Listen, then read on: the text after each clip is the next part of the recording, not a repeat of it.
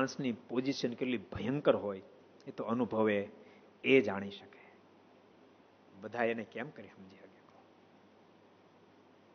એટલે ક્યારેક ક્યારેક માણસ એટલો બધો બિચારો અટવાયેલો હોય, એટલા માટે શાસ્ત્રો એમ કીધું, કદાચ પીધેલી હાલત વાળો માણસ તમારી પાસે આવે અને એ ભૂખ્યો હોય, પીધેલી હાલતમાં ભલે હોય, તો આપણે એને ભોજન કરવામાં પાપ નથી. ભલે પીધેલી હાલતમાં એની પાસે બહુ મોટું ઊંડાણ છે. મને માથે આમ કેમ કીધું? એની પાસે બહુ ઊંડાણ છે.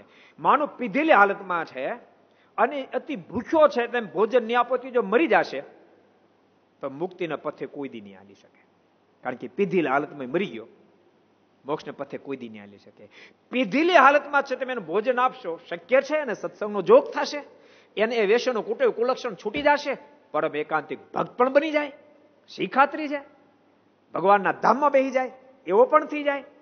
માટે શાસ્ત્ર એમ કીધું કે ભોજન અન્નદાનમાં ક્યારેય પાત્રતા કુપાત્રતા જોવી નહીં. અન્નદાન તો કરવું, ભોજન તો કરાવવું. એટલે ક્યારેક ક્યારેક ભક્તિની સ્થિતિ પણ બહુ ભયંકર કફોડી બની જતી હોય છે. अगर ये वीडियो आपको पसंद आया हो तो लाइक करें और शेयर करना मत भूलिए. सब्सक्राइब करें सरदार कथा चैनल को और बेल आइकॉन पर क्लिक करना मत भूलिए लेटेस्ट वीडियो सबसे पहले पाने के लिए.